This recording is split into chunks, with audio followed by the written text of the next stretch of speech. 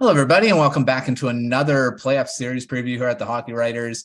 I am sitting in the host chair for this one because we're going to talk about the Oilers, and Jim is going to covering the Oilers, so may as well him not host this one, and he's going to be on the other side. I also got Mike Fink. We're going to be covering the Golden Knights for this one.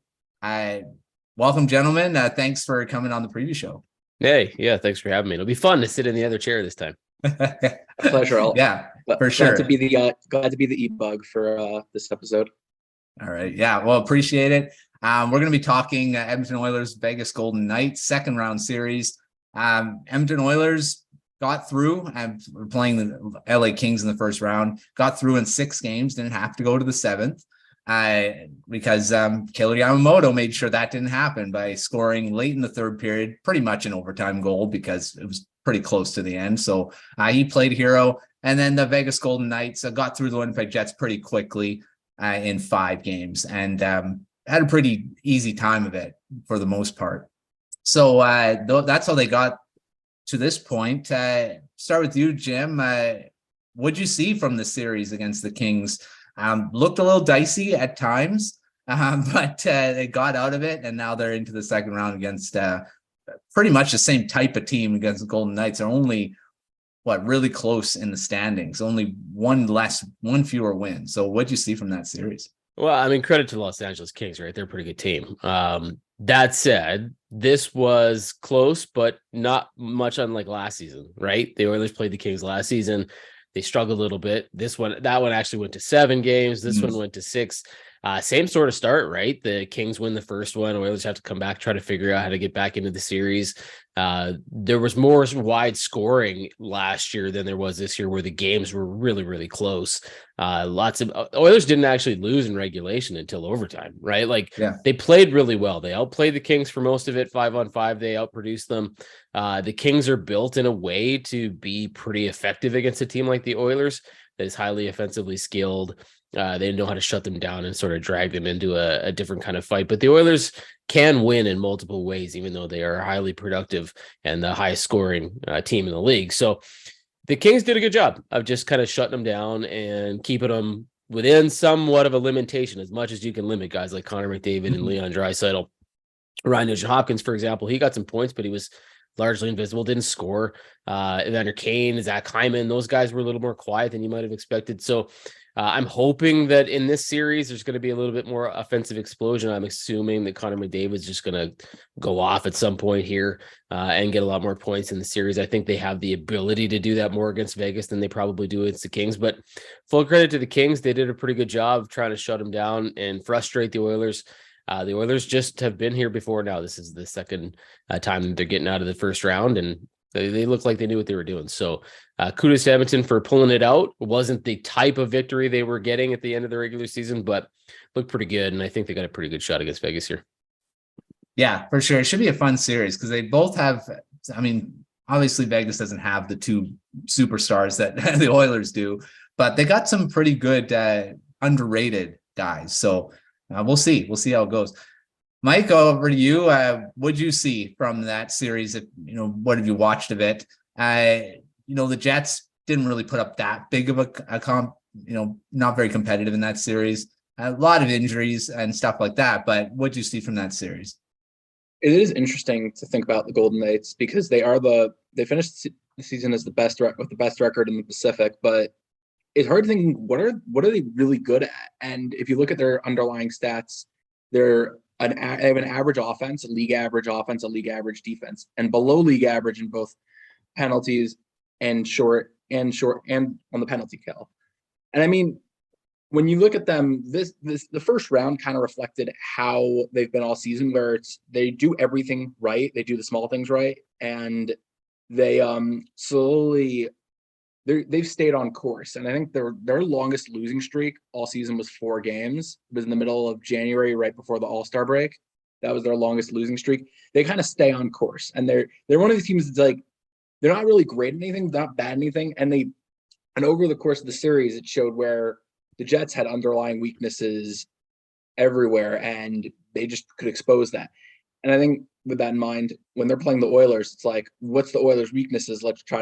We can take advantage of that. they may not be great at anything, but they could exploit the underlying weaknesses of the team, I think. Yeah, like I said, the Golden Knights are an interesting team on a lot of levels because like I said, they don't have those superstars. I mean, Jack Eichel, you could probably put that in. He may be in that category. Mark Stone would be kind of in that category, but they're not at like Connor McDavid, Leon Draisaitl level. They actually pay though. They have their 3 or 4 their top 3 players on their team they're paid $28 million, I think, in salary cap, which I think you could fit the 5 highest paid Bruins under that price. So they do pay their stars like they are elite. For sure. Well, we all know the salary cap things with the Golden Knights. All right, well, let's get into this matchup now. And throughout the regular season, the Oilers won the season series 3-0-1, lost 1 game in overtime. And the big stars came to play. Connor McDavid had a lot of points. Draisaitl led the way in the season series as well. So the stars really came up. So Draisaitl had 5 goals, Hyman 3, Fogle had 2. So it kind of spread out the rest of the way, but Draisaitl kind of led the way. Am I on the right? Yes, I am. On the right screen. And then you're also looking at the Golden Knights. They had not much big scoring. Marchessault led it with 3 goals, 5 points. Nugent Hopkins, though, he had quite a few points in this series, in the season series. He had 9 points, 8 of them assists. So, like you said, Jim, Nugent Hopkins didn't really do a lot in the series. We'll see if he can do it against Golden Knights because he was productive during the series there. We'll start with you, Jim. What are you looking as a storyline? And there is quite a few. I mean, Jack Eichel versus Connor McDavid, 1-2 in that draft. There's a few other ones. What type of storyline are you looking at as you're going through this series here? Well, I know the flashy thing to talk about is Connor McDavid and Jack Eichel. And Jack Eichel is a good player. Like, there's no doubt about it. And for his first ever playoffs, he's played really well. Like, I will give him full credit. As far as the conversation between Connor McDavid and Jack Eichel go, it's not close. Like, there's just, in fact, nobody's close to Connor McDavid. Maybe the closest person to McDavid is his own teammate, Leon Draisaitl. Like, there's just nobody close in the league. So when you're talking McDavid and Jack Eichel and comparing those two things and going, can they go head to head? It's really not going to be a contest. It's going to be Connor McDavid all day long and every day of the week and twice on Sunday. Like, that's just how it's going to be. That said, there are some question marks about Connor McDavid and how healthy he is, right? He did not score a ton in this first series. He still had a bunch of points. He had 10 points in, 6 games. So to say that that's like, what's wrong with Connor McDavid when you have 10 points in 6 games, it seems ridiculous, but that is what it is when you get a guy at 165 points in the regular season, scored 64 goals, and you're kind of like, how come he's not scoring more? So I'm assuming he's either banged up or there's something going on. And there are reports that maybe he has a bit of a leg injury. He took a shot from Drew Doughty in the first part of the series or the later part of the first round of the series. So it's going to be a question mark whether or not he's fully, healthy. Even 70% McDavid's still pretty darn good. So it's not like that's going to be a huge issue if he can play. And he's been practicing with the team this whole time and not mentioned, and nobody else is saying that he's hurt. He's probably just nagging injury like a lot of players have. He should be fine. But I am curious to see how that will go. Does that even the playing field a little bit more? Probably. But I'm still waiting for McDavid to sort of just explode here. Like, he has not had a chance or not really done it in the first round. And I think he will. I think internally there's a competition between he and Leon Draisaitl. Draisaitl played better, like a friendly one, obviously. Draisaitl played better than McDavid did in the first round. And so I think those two guys going head to head want the team to win, but they also kind of want to be the guy. So if McDavid's going to have the chance to sort of go, okay, you did it in the first round, Leon, now it's my turn. I'm assuming McDavid's going to have, could be 12, 13, 14 points in this series. And so it should be really interesting. That's what I'm looking for. I think the depth stepped up, but I do think there's more from Nugent Hopkins, Zach Hyman. Evander Kane is probably dealing with some nagging injuries too. So those depth guys need to step up. They're, the rounding out of the top 6. Yamamoto, he was the hero. I don't expect a ton from him. He wasn't all that effective in the first part of the series. Just happened to be in the right place, right time. Maybe he wakes up a little bit, but I think the depth on these two teams is really strong. I think that's fairly even. I just give the edge to the Oilers and their elite talent. If they explode, I think it's going to be problematic for Vegas. Was it last year that was it Draisaitl or McDavid who was hurt during the first round, but still like put up 6 goals or something? Yeah, Mikey Anderson took out Leon Draisaitl in the first round of the series against LA, and he played pretty much with like a bum ankle the whole rest of the way in the playoffs, and he still outscored like everybody. Like, it was unbelievable what he did, and you're just thinking, like, the guy could barely walk, and yet he's skating around and he's producing at the level that he's producing. So it's not a shocker that he's doing it again. But when you're dealing with injuries, you just never know. In the playoffs, everybody's dealing with injuries. So I'm not making that as an excuse for anybody, but I do wonder if it has limited McDavid a little bit in terms of what he's been able to do. If he's fine, look for him to go crazy. And if he's not, he'll still do really well. But I'm just kind of curious to see how that goes. That's what I'm watching anyway. Yeah, that's a good point with McDavid, because he didn't look himself throughout that first round, even though he did put up a ton of points, right? So we'll see how it goes. Mike, what are you looking at as a storyline for this series? Is that Eichel McDavid, or you got something else you're looking at? I mean, Eichel McDavid's going to be the conversation a lot. You might hear it on ESPN or Sportsnet, wherever. But I mean, I always find it interesting when they talk about these matchups, because last year, the matchup everyone was talking about with the Oilers when they played the Avalanche, everyone was talking about it's McKinnon versus McDavid, when the reality was that was a matchup between Makar and McDavid, when they were the ones who going head to head on the ice, especially since Makar had to defend McDavid, as especially with all the ice time and playing top pairing against that. That's kind of the intriguing matchup that I first think of, where McDavid versus who are the top pairings for the Golden Knights, and Pietrangelo, Alec Martinez. Alec Martinez is one of those defensive defensemen that, like, people don't really. He's in that Jacob Slavin tier where, like, not as good as him, but people don't really talk about him. But he's a great defensive defenseman, blocks a lot of shots, and so he could be a difference maker in the series. But overall, how do the top 2 pairings for the Golden Knights square up against McDavid and square up against Draisaitl, especially off turnovers, where if McDavid gets that space, he can gash anyone. Can the Golden Knights hold up against him? Yeah, I mean, the defense is going to be, I mean, with the Oilers, that's what usually is. And the Golden Knights do have a pretty good defense core to match up against them. We'll see how they deal with it. I think it's going to be, again, most of the time, it's a collective thing. You got to shut down McDavid because he plays so much. And Draisaitl. I mean, Draisaitl just went off in the first round. You have to deal with him too. And then, like, Nugent Hopkins, 100-point guy as well. So yeah, that's a good storyline for sure. All right, well, let's move into our players to watch in this series. And I mean, obviously we're going to be watching McDavid, Draisaitl, stuff like that. Start with you, Jim. I mean, apart from those two, which obviously everyone's going to be looking at, who else are you looking at in this series? Well, I'm going to stick to defensemen on this one. I mean, maybe there's 3, and I'll go really quickly through my third one. We'll go to goaltending, but my first 2 are defensemen. Evan Bouchard has played fantastic. He's been unbelievable ever since Tyson Barrie was moved and Matthias Ekholm's come in and played with him. He's been really, really good. And in the first round, he might have been Ekholm best all-around defenseman for sure, but Evan Bouchard was the most effective, most productive, highest offensive scoring defenseman. I mean, he's been all worldly. So the matchup between he and like a guy like Alex Pietrangelo is a very interesting one for me, because they were both about as effective as each other. It's just that Pietrangelo's got like a decade's worth of experience on Bouchard, right? So you wonder if Bouchard can keep doing this. And if he can keep doing this, it's really, really a strong weapon for the Oilers, especially the way that he's running and quarterbacking that power play. As much as you can say that anybody without McDavid, Draisaitl, Nugent Hopkins is quarterbacking anything, but he's kind of the point guy on that power play. So he's a guy that I'm really, really watching. At the same time, for a different reason, I'm also watching Darnell Nurse. I think that he did not have the greatest first round.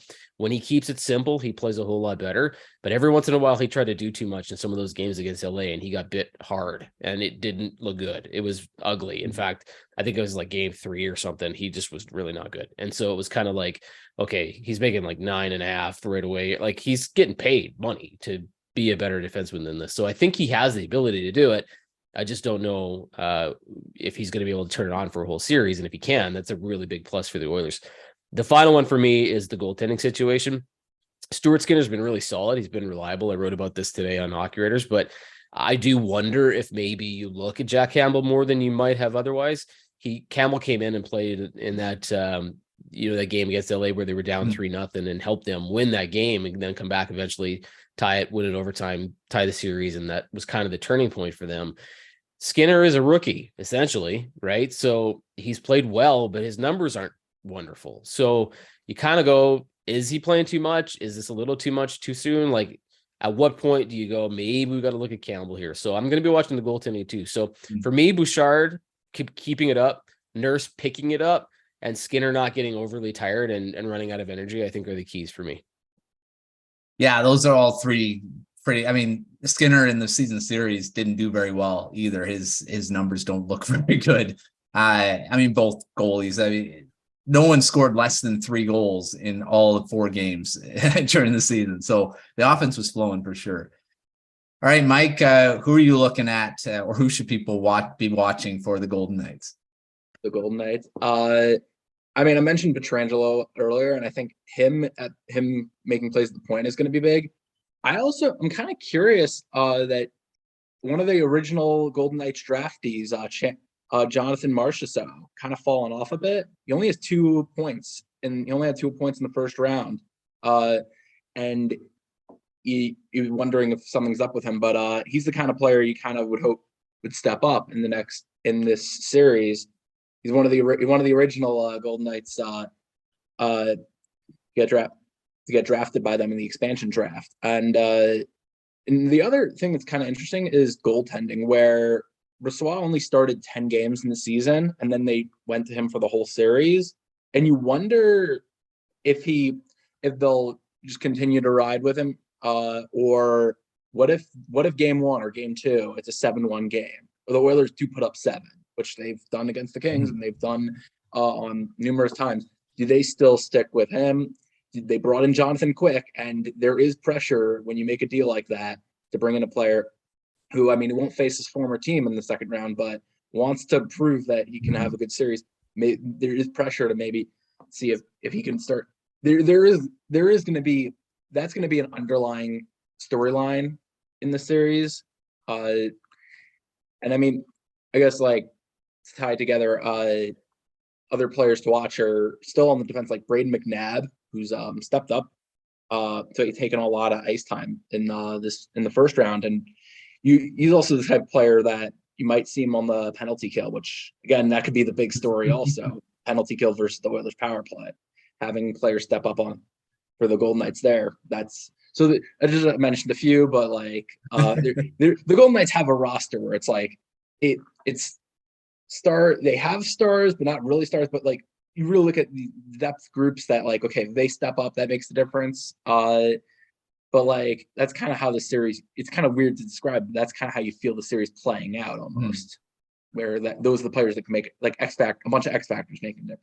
Yeah, I mean, that one line in the first round did really well. I mean, Chandler Stevenson was really good against the Jets, and so yeah, that's going to be interesting. And you mentioning about the Oilers scoring 7, they did in the last game of the season series. They won 7-4. So yeah, they can score. Yeah, it is a good point, because if the Oilers explode, which they haven't really done in the playoffs yet, and they do it against one of the Vegas goalies, the Vegas played 5 goalies in the regular season. So like, what do you do if all of a sudden you're like, oh man, like, is this a problem? Where do you go? Do you go to Quick? Do you go to 8 Hill? Do you go to, like, where do you go? Right. And so you have those questions that you have to answer. So it is a very interesting point. If they explode for offense, there's going to be question marks in Vegas, and there's going to be like, well, now what? I think that's a problem. That's also a problem that the Oilers have already answered in the playoffs, where if their goaltender struggles, they have no problem taking them out and putting in the other one. They did it in game 4. So the Golden Knights have yet to answer that, what they'll do. And we don't know yet. That could be the thing. But the Oilers already have that answer under their belt. If someone struggles, They got a lot. Well, yeah, the Golden Knights have a few goalies they could go to for sure. All right. Well, this one I love doing is the X Factors. These are these guys that, and it's funny how I always call it the Fernando Pisani, and we're talking about the Oilers. Quite a few, I don't know how many years ago, it was the last time they went to the Stanley Cup final. Pisani had 14 goals, and he only scored he wasn't a goal scorer in the regular season, but he scores 14 in the playoffs. Jim, is there anyone in this for the Oilers this year that could potentially be that, or just an X factor that you wouldn't expect coming out and performing? Well, I don't think you're going to see a third or fourth line guy score like 14 goals like Stanley did in 2006. But Klim Kostin's kind of been the closest thing for me so far in the first round. Like, here's a guy who has been scratched in the third period of a game, who's played under 8 minutes over the courses of games, but he also has a game winner against LA, and he had 2 goals in the last game against the Kings, right? Like, this is a guy that you're not necessarily relying on to be your goal scorer, but he has shown that he has the ability to do it at big times. He's got a wicked shot if he uses it. He's big, he's physical, he doesn't mind mucking it up. Like, he's absolutely the kind of guy that if you play him more, and he's kind of on fire and you move him into a spot where you're like, man, he's going today, let's give him some more ice time, he could get 2 goals. He could get, another one here or there. So, like, it wouldn't shock me if by the end of the playoffs, he's got 10 goals. Like, it just wouldn't surprise me at all. Now, having said that, for whatever reason, Jay Woodcroft has sat him a couple times and chosen not to give him very many minutes. So when you're not playing a guy for whatever reason that he chooses not to do so, you wonder how effective he'll be. But he has done a lot in very little minutes. As far as other guys that, like unsung hero type people, the Oilers have a lot of depth there that could step up, whether it's Derek Ryan, who doesn't get very minutes on the fourth line, or Ryan McLeod, who's like skates like the wind, almost as fast as Connor McDavid. There's just a lot of people. Warren Fogle has done almost nothing, but he's looked dangerous sometimes in those games. Kyler Yamamoto proved in the last series that he can do literally nothing and then come and win it for you in the final game of a series and move a team out of the playoffs. So there's a lot of guys that could step up for the Oilers. I'm watching Kostin. I think he's got the ability to be quite effective in little minutes. And if he gets more minutes, I think he could be dangerous for the Oilers. Yeah, all good choices. I was thinking Klim Kostin too. He was really good in that first round. He had a few goals, and it's actually good in regular season since he came from the St. Louis Blues. So, well, he's a little bit like Pisani too, because Pisani was a very local guy, right? Like, he was really beloved, came from the area, still has a big role in the community here. And Kostin's kind of the new Jesse Puljujarvi, that like everybody loves him right now. He's just a huge fan favorite. He absolutely wants to be here. When he speaks in the little English that he can speak really well, he says things that just make you fall in love with him, right? So in that way, he's kind of got the local group behind him too, even though he's not a local kid. So he's got all that going for him too. So you just want to see him do well, like you did with Pisani when he got on a roll. You're like, oh my gosh, this is unbelievable. Keep going. You want to see that with a guy like Kostin, because he's just played so well, and he came over in a trade that was not supposed to mean anything. He came from St. Louis for Dmitry Samorukov that nobody thought was going to be much of anything. And he's turned into a fantastic player. So it's just nice to see him do well. Yeah, for sure. I love seeing those types of guys that perform and get some goals for sure. All right, Mike, who on the Golden Knights do you see as an X factor, unsung hero type guy for this series? I kind of circle on 2 players that are under the radar, players that also, well, one disappeared in the first round was Nick Roy. He had 0 points, and he's someone who's actually been kind of he's been a reliable middle six forward for a few years now for the Golden Knights. Not a great player, not great per se, but like he's a reliable contributor, and he fell off in the first round. Want to see if he can make a mark. The other guy's interesting story is Michael Amadio. Is I think his name. Yeah. I wanted to make sure I pronounced that correctly. It was a fun story, is that he was claimed off waivers last year, and then this year I think he has 11 goals in the season, and then he had 4 points in the first round, and his 1 goal was, I think, the overtime winner against the Jets in Game 3. So talk about coming out of nowhere type of player that you imagine. I mean, he could also have this type of series. Those are the players. It is interesting to mention that with the Oilers. I'm kind of curious. This is not an X factor, but I'm wondering who their Duncan Keith type player could be this year. Because last year, Duncan Keith for the Oilers stepped up defensively and really played a big role, especially in the Flame series. And I'm thinking, especially in the context where if Jack Eichel starts making plays, tries to make plays in space, who's that defensive defenseman that's going to go against him that could really step up in this series? That's kind of like that's kind of a different thing that maybe Jim, if you could I can answer that one. It's Matthias Ekholm, the guy that they required from Nashville. He's been unbelievable. Like, he's been so good, and he's given more offense than anybody who didn't really watch him very much when he was playing in Nashville realized he could give them. But he's been playing huge minutes. He's been playing with Bouchard in the exact role that Duncan Keith was playing last season. And Bouchard stepped up when Duncan Keith was put with him. He stepped up with Matthias Ekholm was put with him. Ekholm's been great. Like, Ekholm has been the Oilers' most steady defenseman since the day that he was acquired, and he's helped limit some of the responsibility of Darnell Nurse. So, it's Ekholm all day long. Yeah.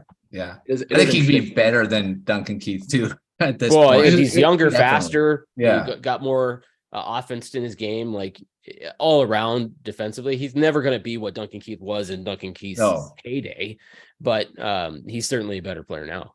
Yeah, which is it's so interesting to think, because at the deadline when they got him, people are like, oh yeah, he's the defenseman to put them over the top. But it's hard to say, like, oh yeah, he's the next Duncan Keith. It doesn't make, in context, that doesn't make sense. But like, what the Oilers needed, that's like the type of move that huge. Defenseman. Well, I think they've lost one game in regulation since he showed up. Like, if that tells you anything, right? Like, they were on an unbelievable roll at the end of the season. They lost one in like overtime, and then they lost one other game. But they have not lost a regulation game in the playoffs, and they barely lost any games after he was acquired. So it's been night and day difference since he got here. Yeah, he's been a massive trade deadline acquisition for sure. Okay, well, let's move along to our keys to victory, and we'll start with you, Mike. How are the Golden Knights going to win against the Oilers in this series? I mean, it's going to sound cliche, but don't take penalties. I mean, it's like, oh yeah, you're playing the Oilers, the best power play ever. How do you stop them? Don't take penalties, or, well, don't stay out of the penalty box. Don't give that power play any chances to succeed. Part two of that is stepping up on the penalty kill. Another X factor, I think, slowing the game down, trying to make it a game where you're not going to get gashed on the rush, but also you try to keep it. You could win high scoring games, and you could try to go toe to toe, but with the Oilers, but slowing the game down, forcing the Oilers to beat you in solely in offensive zone play, which they can, but try to do that. The Golden Knights, when they beat the Avalanche 2 years ago in the second round, they not only did they slow the game, but they waited for the Avalanche to make the first mistake, and then they took advantage. This is when Max Pacioretty was at full strength, so he could actually he was a difference maker. But they waited for the Avalanche to make those mistakes, and then they took advantage. And I think that's the avenue for the Golden Knights to succeed here. I mean, the other key, I guess, is Jack. We're going to circle back to Jack Eichel. You want to prove that you are supposed to be the number one pick, even though no opinion's going to change after the series, even if Jack Eichel outplays McDavid somehow and the Golden Knights win. But like, if he has one of those like incredible series, I mean, there's the keys, I guess, to victory. I mean, the other one, I guess, final key is maybe hope that one of the Oilers goaltenders has a Mike Smith series, which is like a few bad saves, and everyone in the Oilers country is like, oh, you seriously couldn't save that, or you missed the puck there. You like where you basically put shots on net and see what happens. I guess that's one final key. Well, Stuart Skinner had a Mike Smith moment. Yeah, where he on shorthanded in that last game, he flubbed the pass. Now it turned out his stick was broken, but he let it in, and the Kings tied it up before the Oilers came back to win it again. That was very Mike Smithy. Like that was quite interesting. All right, Jim, over to you. What are keys to victory for the Oilers to move to the Western Conference Final for a second straight year? Well, I think these two teams are pretty evenly matched, to be honest with you. Like, the Oilers have that higher end elite skill, but don't discount the skill that's on the Vegas Golden Knights, whether it's Eichel, so Mark Stone, it was unreal coming back and playing with William Karlsson, Chandler Stevenson. Like there's some good players and it goes a long way down this lineup. I think both teams are deep, but the biggest thing for me is the penalty kill and the power play. The Oilers were clicking at 56.3%, which is unbelievable. I don't imagine that it's going to stay that high, but they still did break the regular season record for their effectiveness on the power play. So it's going to be somewhere in between there. I'm thinking somewhere between 35 and 50%. So, and the Vegas Golden Knights penalty kill sucks. Like it's really not good. Like it was terrible in the playoffs at 58%. So if that happens a lot and the Oilers are getting calls and Vegas continues to struggle, again, I don't think the Oilers power play will be that good. I don't think the Vegas power penalty kill will be that bad, but still somewhere in the middle, right? That's a huge discrepancy. I think if you can get some power plays against this team and you can cash in on them, it's over. I think that it will all depend on how many penalties they can draw. And if they are getting some calls, and we've seen a few more calls than normal, and McDavid is starting to get them. And when in the series against Winnipeg and Chicago, he wasn't years ago, but he's getting them now. I think that you're going to see some of that power play scoring make the difference. And that could be the difference in the game. You know, one goal here, 2 goals here, 4 goals over the course of a series could mean the series. So that's easy for the Oilers to do that on the power play. So for me, I think that's what I'm going to be watching. That's the key. Draw as many power plays as you can, or draw the penalties so that Vegas is down a man, and take advantage of how bad their penalty kill has been, because it has not been good. Well, the Oilers, we all know how great they are on the power play. Just don't take penalties against them, but that's easier said than done. Yeah. So yeah, well, the only question mark for me is the officiating, because it's been god awful in every series, in every part of the playoffs so far. It's so, and when I say god awful, I mean just completely unpredictable. You have no idea what they're going to call and what they're not going to call. So with that, it's really hard to count on the fact that you're going to get as many power plays as you think you're going to get. But then again, you might get a call that you probably shouldn't get. So it's really hard to know how many they're going to get. I do think they'll get some, but yeah, it's the officiating that's the biggest question mark for me. Not that the Oilers can't draw them. It's just that whether or not the officials will call them. Yeah, good point for sure. All right, just before we get to our predictions, let's predict a series MVP for this series, and you can pick one from each team, or you can just pick from the team you cover. So we'll start with you, Jim. Who do you think could be an MVP for this series? I'm going to go. It's Connor McDavid and Leon Draisaitl. I'm going to go Connor McDavid simply because Leon Draisaitl to me was the MVP against Los Angeles. So I'm going to go with Connor McDavid as the MVP for the Oilers in this series. I honestly said, I said at the beginning, I think he's going to explode. I just think unless he's hurt, unless there's something going on there where he's just not as effective as he could be. But again, even a 50% McDavid is still pretty good. I just think he's going to have a game where he might get 4, maybe 2 games where he gets 4 or 5 points in a game. Like if that happens, who knows what else is going to. So I think it's going to be McDavid MVP. And I think like that friendly internal competition between the two players, just trying to boost each other up.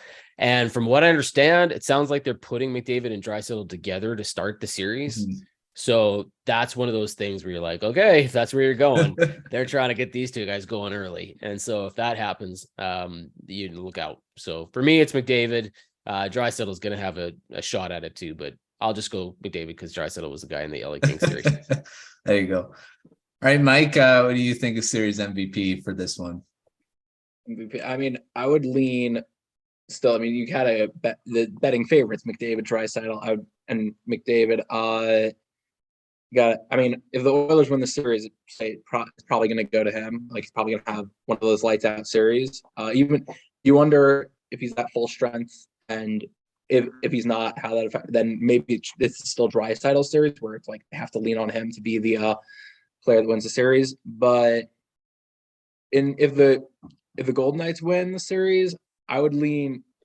Well, Jack Eichel probably could. I mean, he can be the one who has that series.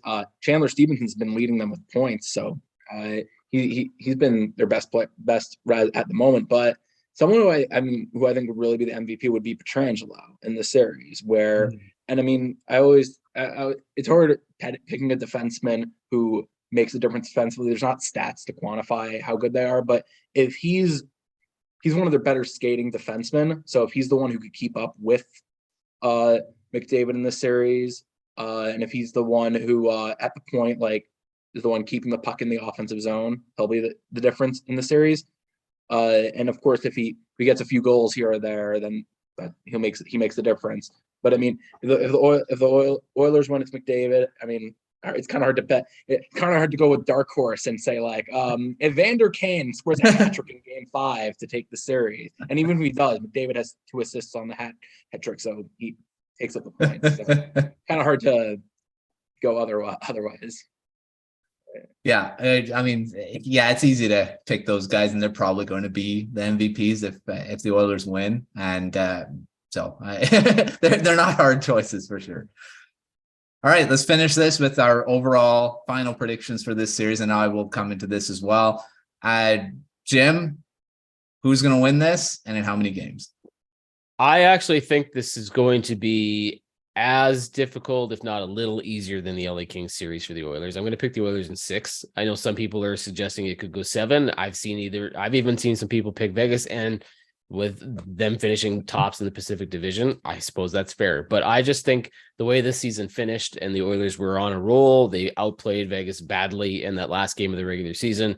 I don't know that the Winnipeg Jets were real heavy competition for the Vegas Golden Knights. So I think when you step up against the Oilers, who are probably going to score a lot more than Winnipeg was able to do, there's just so much internal strife and drama in Winnipeg right now. Mm-hmm. I think the Oilers are clicking. I think the team is really motivated. I think it's going to be a fun series. And I don't think the Vegas Golden Knights are built like the Kings were to shut down some of that offense. So I'm going to go Edmonton in 6. Maybe I'm being a little friendly there. It could be 7, but I'm going to go Edmonton in 6. All right, Mike, what do you got for prediction for this series? Yeah, mentioning the Jets stumbling, this is kind of the contender or pretender series for the Vegas Golden Knights, because they beat up on the weak Pacific Division. That's actually where they won a lot of they piled up the wins against their division to get that best record. But anyway, I want to pick the Oilers in 7, but I think if the Oilers win the series, it's going to be in 6. I think Vegas could push this to 7, but and could actually can easily win this. It's a coin flip right now in terms of like for those that bet on the series, it's like coin flip right now. But I think the Oilers, I could see them winning one of the first 2 games on the road, and this year the only 3 teams I think have a winning record at home in the first round. Because it's kind of an odd trend that home teams aren't winning in the playoffs this year. So I think the Oilers can steal 1 on the road, and then when they head back to Edmonton, take games 2 and 3, all of a sudden like they are distinctly in advantage in the series, and then the Golden Knights make it a series by winning Game 5 or winning another game, but then the Oilers take it in Game 6 or taking Game 7. But that's where I'm leaning. Right, 6 or 7. I'll just go 6. Let's 6. All right. No, that leaves you to take 7 if you want to take 7. I will go 7. I will go Oilers in 7. I think this is a 7-game series. I was pretty close on a lot of the series in the last one, except for that Boston Bruins one. That was the only one that I really was way off on. The rest of them, I was 6 or 7, and most of them did. I thought the Jets and the Golden Knights were going to be closer, but that didn't happen. Every series went 6 games at least, except for the Vegas Golden Knights versus the Jets. I think that every series went 6 at least. Otherwise, yeah, there was Carolina, the Islanders. Yeah, I went 6. They all went. They didn't. That was going to be 5, and then we thought the Devils one was going to be 5 as well, but that ended up going 7. Well, you weren't the only. As I was on mute there, you were not the only one wrong about Boston. So I think everyone was wrong. Almost everybody was wrong about Boston. So I'll go Oilers in 7. I think they'll pull that out, and this should be a fun series to watch. I think there's a lot of star power around. You got lots of storylines, and like we said, lots of stuff to watch. So thanks, Mike. Thanks, Jim, for coming on the preview show for previewing this series, the Golden Knights and the Edmonton Oilers. That series starts. This will be published in the morning, so tonight it'll be going. So make sure you're watching that series. Good, all the ones. I mean, all 4 of them are going to be pretty good. So make sure you're checking out all the coverage at thehockeywriters.com from Jim. And Mike does a lot of the at-large NHL stuff. He's written about the Golden Knights as well. So check out that. And our regular Golden Knights writers, Eric and Ben, will be covering that series as well. So check out their writing. And follow along on YouTube channel. We'll keep doing we have one more preview to go, and that'll be coming out soon. And make sure you're liking this video, sharing it with your friends, comment, throw the comments in there what you think about this series, who's going to win it, MVP, all that stuff. So make sure to follow along hockeypress.com YouTube channel and all that. And we'll see you next time on another playoff preview show.